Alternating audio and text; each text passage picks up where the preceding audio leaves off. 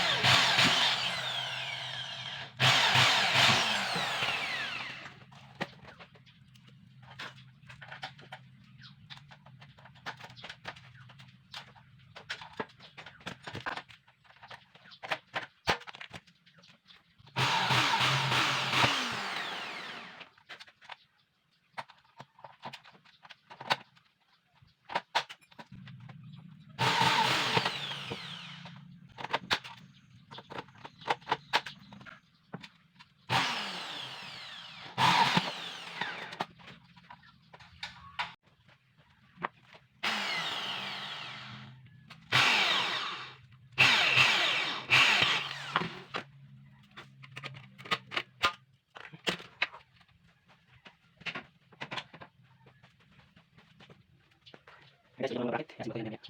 Yan yung bracket natin. Yan. So, yan siguro yan. Third notch. Ayan na. Yung bracket. Yan yung bracket. Okay. Ito yung ating pang pasig na.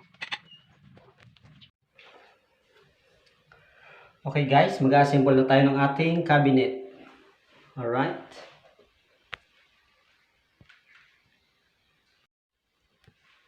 Ayan na yung aking mga tinabas at mga nilagyan ko ng bracket. Aking i-assemble na dito. Ayan. Lalagyan ko ng cabinet yan. Hanggang doon sa taas, hanggang doon sa ceiling. Yung cabinet. Yan. Malaki-laking cabinet yan.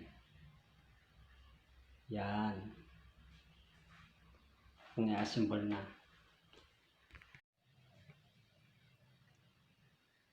Ito nga pala yung papaltan ko na cabinet. Ayan. Gawa sa plywood yan. Wala pang 10 taon, inaagay-ay na. Kaya papalitan ko na yan. Ito yung nando sa harapan. Pinalitan ko na yan. Yung lagay ng TV.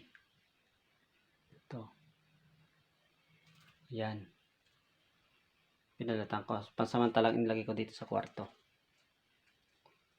Pag natapos ko na ito, cabinet dito sa kwarto, di-dispatch ko na yan. Yan. Okay.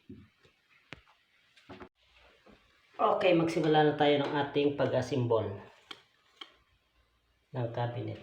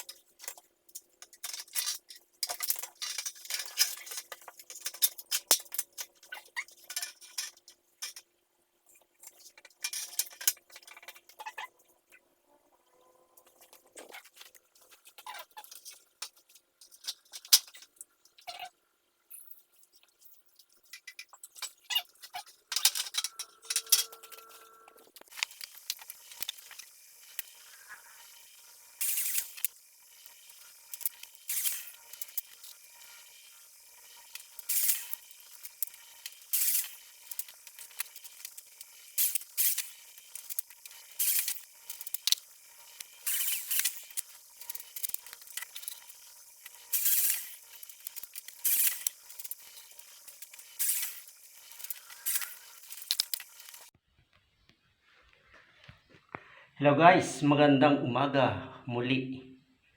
Ako po ay nagbabalik sa aking channel. At bibigyan ko po kayo ng update sa aking ginagawang drawer cabinet na aluminum. Okay? Ito na po yung ating cabinet. Ayan na. Oh. Nilagyan ko na ng mga bracket yan. Pero hindi pa yung naka-ribbit. I-ribbit ko pa lang yan ngayon.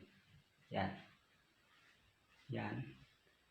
Itong kabilang to, itong gitna na yan, mga ano yan, mga shelf ang ilalagay ko dyan. Yan.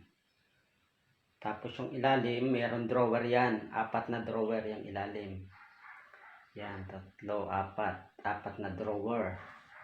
Tapos yung taas na yon, yun, kung nakikita nyo. Ayan, yung taas na yan. Lagayan ng mga ano yan, ng mga stocks na ano, mga pang decoration. Pang sa Pasko, mga kung ano nung decoration. Ayan, yung nasa ibabaw ng aking cabinet.